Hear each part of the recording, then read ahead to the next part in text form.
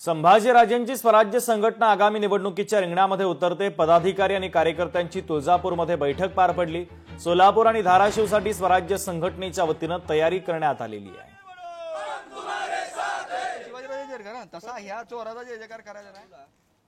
छत्रपती संभाजीराजे यांच्या स्वराज्य संघटनेची आज तुळजापूरमध्ये बैठक झाली। या बैठकीमध्ये सोलापूर आणि धाराशिवचे पदाधिकारी सामील झाले होते।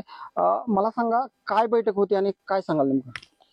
आजची बैठक ही धाराशिव जिल्हा आणि सोलापूर जिल्हा यातील प्रमुख पदाधिकारी तसेच प्रमुख ऍक्टिव्ह कार्यकर्ते यांची संयुक्त बैठक आम्ही या ठिकाणी आयोजित केली होती। आमदारकीच्या निवडणुकीनंतर स्वराज्य पक्षाला मरगळ आली होती आणि या मरगळीनंतर येणाऱ्या स्वराज्य संस्थांच्या निवडणुकामध्ये स्वराज्य पक्षाची स्वराज्य संघटनेची नेमकी भूमिका काय असा प्रश्न गावातल्या गावखेड्यातल्या आमच्या शाखेच्या पदाधिकाऱ्यांकडून आम्हाला विचारला जात होता आणि त्या अनुषंगाने एक संवाद आपल्या सगळ्यांची मतं जाणून घ्यावी आणि संवाद व्हावा अशा उद्देशाने बैठक या ठिकाणी आयोजित केली होती। आम्ही राजेंशी 100% बोललेलो आहे, पण विधानसभेच्या निवडणुकीपासून राजे थोडस असं त्यांचं मन थोडस खचल्यासारखं वाटतंय, पण आम्हाला या लोकशाहीच्या माध्यमातून संभाजीराजेंना सांगायचं, राजे खचू नका, तुमची महाराष्ट्राला गरज आहे आणि आम्हाला सुद्धा राजेसाहेब तुमची गरज आहे। त्यामुळे असे हे बुटातले सराटे बाजूला काढून टाकले पाहिजेत आणि त्यानंतर आपल्या स्वराज्याचा विकास झाला पाहिजे।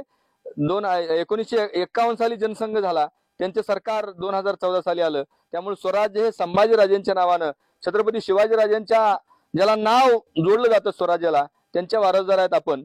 त्यामुळे स्वराज्य आपण निश्चितपणाने पुन्हा एकदा उभारू, आम्ही तुमच्या मागे खंबीरपणाने उभा राहू। छत्रपती संभाजीराजेंच्या आदेशानंतर आता स्थानिक स्वराज्य संस्थेच्या निवडणुका आपण आता लढवणार असल्याचं पदाधिकाऱ्यांनी सांगितलंय। काकासाहेब कांबळे, लोकशाही मराठी, धाराशिव।